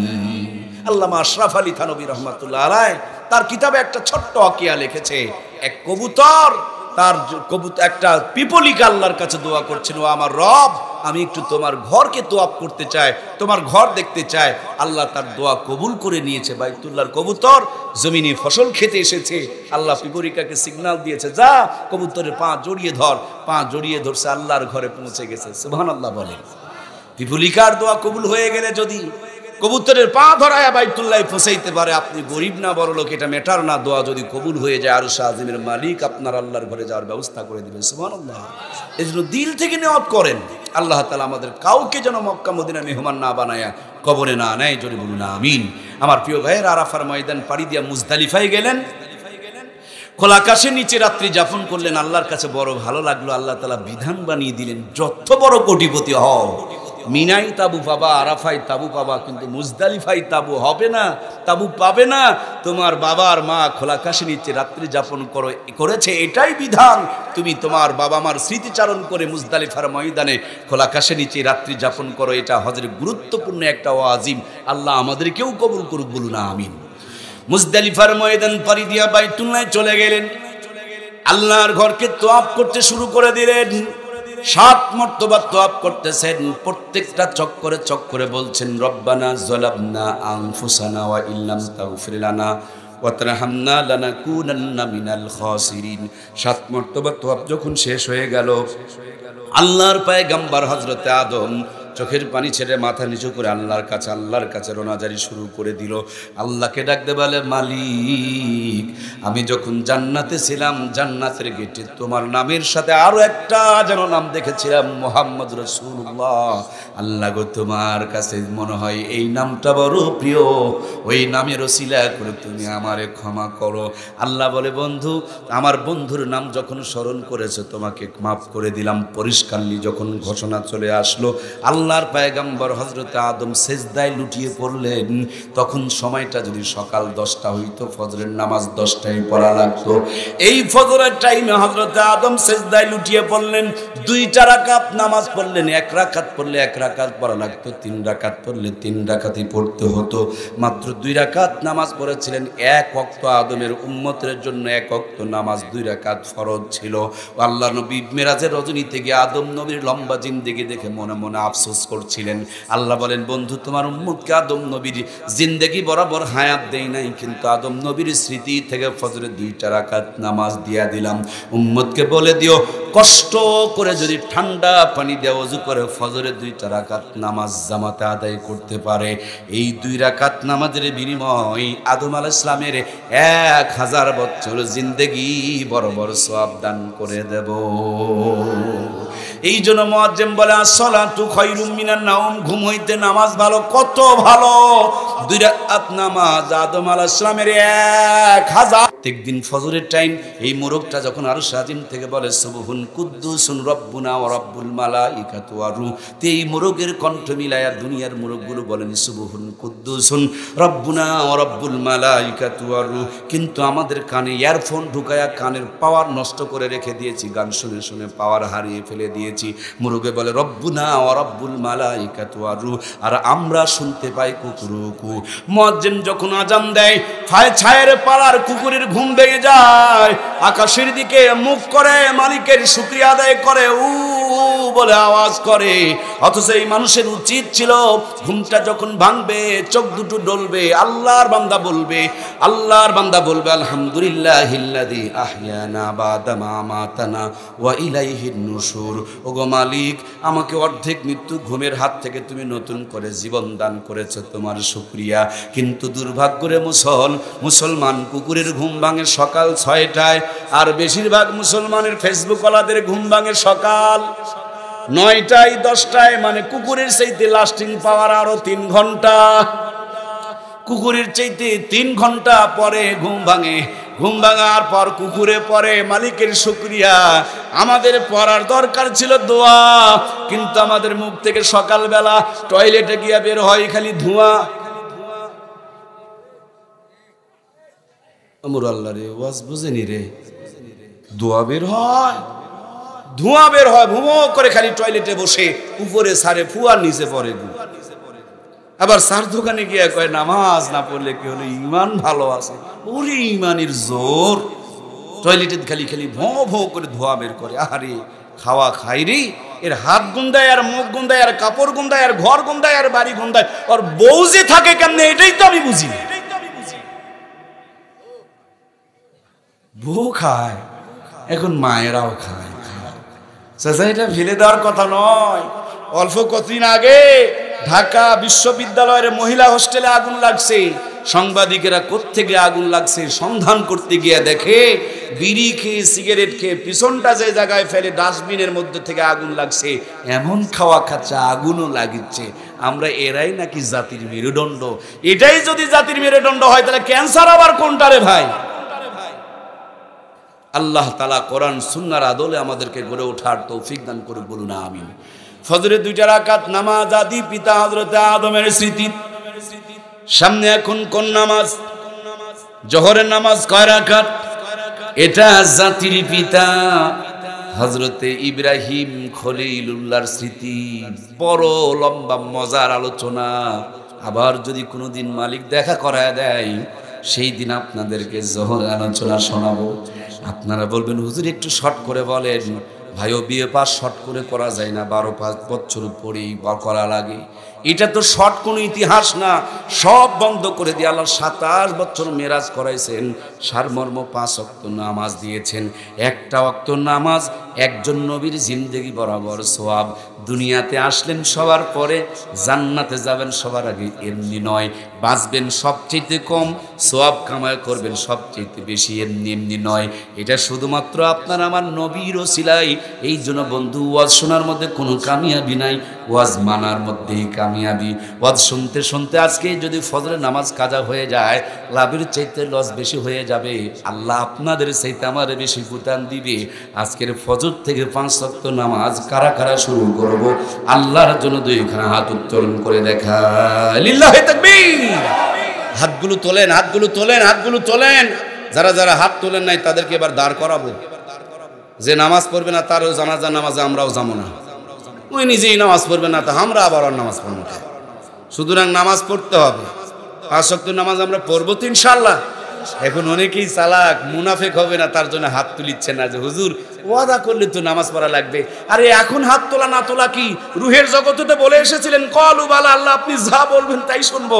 সুতরাং আল্লাহর কাছে নিয়ত করি, আল্লাহ তুমি আমাদের 5 ওয়াক্ত নামাজি না বানায়া কবরে রাখ দিও না। জোরে বলুন আমিন। আল্লাহ আমাদেরকে আজকের ফজর থেকে 5 ওয়াক্ত নামাজি বানিয়ে দাও। আবারও বলুন আমিন। ভাইও ও ময়না, আগে নামাজকে ধরো, একদিন নামাজ তোমাকে ধরবে, এমন ধরবে জান্নাতে পৌঁছায়া ছাড়বে। সুবহানাল্লাহ বলেন। নামাজ আমাদেরকে ধরুক, এটা আমরা কি চাই না? তাহলে আগে আমাদেরকে নামাজ ধরা লাগবে, তাহলেই নামাজ আমাদেরকে ধরবে। নামাজে যত শান্তি, দুনিয়ার কোথাও এই শান্তি। মাছের একটা স্বাদ আছে, গোস্তের একটা স্বাদ আছে, আলু ভর্তার আর একটা স্বাদ, বেগুন ভর্তার আর একটা স্বাদ, নামাজেরও একটা স্বাদ আছে, কোরআনের তেলাওয়াতেরও একটা স্বাদ আছে, আল্লাহর নামের জিকির করারও একটা স্বাদ আছে। সেই জিহ্বা, সেই ঈমান আমাদের তৈরি করা দরকার আছে না নাই? এই জন্য প্রিয় ভাইয়েরা, আজকের ফজর থেকে আমরা 5 ওয়াক্ত নামাজ শুরু করে ফেলে দিব। আলহামদুলিল্লাহ সুম্মা আলহামদুলিল্লাহ। সম্মানিত প্রাণপ্রিয় ভাইয়েরা, এক্ষুনি আমরা মোনাজাতের জন্য প্রস্তুতি গ্রহণ করব। আরো মেহমান আছেন আলহামদুলিল্লাহ, আমাদের আরো মেহমান মহোদয়গণ আছেন, এসেছেন বক্তা। জি আলহামদুলিল্লাহ। আমি শেষ করে দিই, ফজরের নামাজ পড়া লাগবে ভাই, বলতে বলতে। জি আলহামদুলিল্লাহ সুম্মা আলহামদুলিল্লাহ। তাহলে আমরা 5 ওয়াক্ত নামাজ দিয়ে আমাদের আজকের আলোচনা শুরু করেছিলাম। নবীজি নামাজের সেজদার হালতে এসেছেন, নামাজের কথা বলতে বলতে বিদায় নিয়েছেন। মেরাজের মূল ঘটনা হলো আল্লাহ নামাজ দেবেন তার জন্য তার বন্ধুকে নিয়ে গিয়েছেন, সব বন্ধ করে 27 বছর সব কিছু ঘুরে ঘুরে দেখাইছেন। আমরা আমাদের প্রিয় নবীর ওসিলা করে দুনিয়াতে এসেছি সবার পরে, জান্নাতে যাব সবার আগে। টাইম কম, সওয়াব বেশি, সব পেয়েছি নবীজির ওসিলায়। সে নবীজির আদর্শ আমাদের মানার দরকার আছে না নাই? নবীর মতে মত তাকেই বলে নবীর উম্মত, যার মত আছে না নাই? আমরা সব কাজে নবীর আদর্শগুলোকে জিন্দা করব। আল্লাহর হাবিব সাল্লাল্লাহু আলাইহি ওয়াসাল্লাম বলেছেন, মান আহাব্বা সুন্নতি ফাকাদ আহাব্বানি ওয়া মান আহাব্বানি কানা মাই ফিল জান্নাহ। যে ব্যক্তি আমার সুন্নতকে মহব্বত করলো সে যেন আমাকে মহব্বত করলো, আর যে আমাকে মহব্বত করলো, আল্লাহর হাবিব বলেন, সে আমার সঙ্গেই জান্নাতে যাবে। সুবহানাল্লাহ বলেন। আমার প্রিয় ভাইয়েরা, আজকের মাহফিলে আসার সময় আপনাদের গ্রামের জামাই, আমার বন্ধুবর ভাই রনি ভাই, তিনি রিসিভ করার জন্য অপেক্ষায় ছিলেন। আমার আর্মি ভাই, তিনি রিসিভ করার জন্য ছিলেন। আমাদের তাওই সাহেবের অপেক্ষায় ছিলেন। কয়েকটা মোটরসাইকেল গিয়া যুবক ভাইরা রিসিভ করে নিয়ে আসলেন। রাস্তায় অভ্যর্থনার জন্য ব্যবস্থা রয়েছিল। বন্ধু দেখে বড় খুশি লেগেছে, ভালো লেগেছে। কিন্তু আপনি কি জানেন, আপনার জন্য একজন অপেক্ষায় রয়েছেন। 1 দিন 2 দিন, 1 মাস 2 মাস, 1 বছর 2 বছর, 100 বছর 200 বছর, 500 বছর, 1000 বছর, 1200 বছর নয়, সুদূর 1500 বছর ধরে মদিনা রওজায় শুধু আপনাকে সাথে করে নিয়ে জান্নাতে যাবেন, তার জন্য অপেক্ষায় রয়েছেন। তিনি আর কেউ না, তিনি হলেন আপনার আমার কলিজার টুকরা প্রিয় নবী মুহাম্মদুর রাসূলুল্লাহ সাল্লাল্লাহু আলাইহি ওয়াসাল্লাম। আল্লাহ নবীজির সুপারিশ আমাদের জন্য সবাইকে কবুল করে নেন। জোরে বলুন আমিন। আমার ভাইয়েরা, এই তো আলহামদুলিল্লাহ সুম্মা আলহামদুলিল্লাহ। ইলিয়াস ভাই কথা বলবেন? মাশাআল্লাহ, আমাদের বন্ধু আর ইলিয়াস ভাই দীর্ঘদিন পর এক স্টেজে ওঠার সুযোগ হলো। আল্লাহ তাআলা হায়াতের মধ্যে লম্বা বরকত দান করুক, বলুন আমিন। আলহামদুলিল্লাহ সুম্মা আলহামদুলিল্লাহ। মহতারাম মেহমানের জবান থেকে জ্ঞান গর্ব গুরুত্বপূর্ণ নসিহত শুনে মোনাজাত করে আমাদের জন্য একটু তাবারকের আয়োজন আছে, সেটুকু আমরা গ্রহণ করে দোয়া করে একে অপরের জন্য দোয়া চেয়ে আমরা বিদায় নিব। আল্লাহ তাআলা আজকের এই মাহফিলটা আমাদের নাজাতের জরিয়া বানিয়ে দেখ, বলুন আমিন। আমাকে সূরা লাহাব থেকে আলোচনা করতে বলা হয়েছিল, কিন্তু ব্যস্ততার কারণে আমি আসলে দেখে আসতে পারিনি। এখানে এসে মনে হচ্ছে যে আমাকে একটু লাহাব থেকে আলোচনা করার জন্য আহ্বান করা হয়েছিল। সারমর্ম কথা হলো, ইসলামের যারা পতন চেয়েছে তাদেরই পতন হয়েছে।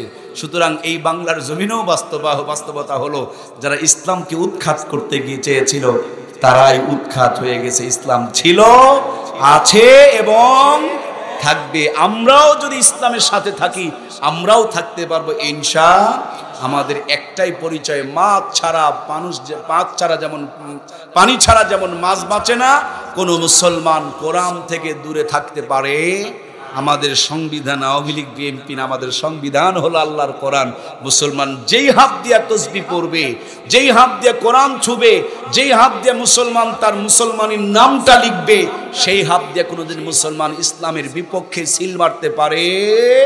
প্রত্যেকটা ক্ষেত্রে আল্লাহ তাআলা ইসলামকে মেনে চলার আমাদের তৌফিক দান করেন। সকলে সুস্বাস্থ্য সুদীর্ঘ ঈমানী হায়াত প্রত্যাশা করে আমি আমার আজকের আলোচনা এখানেই বিদায় নিচ্ছি।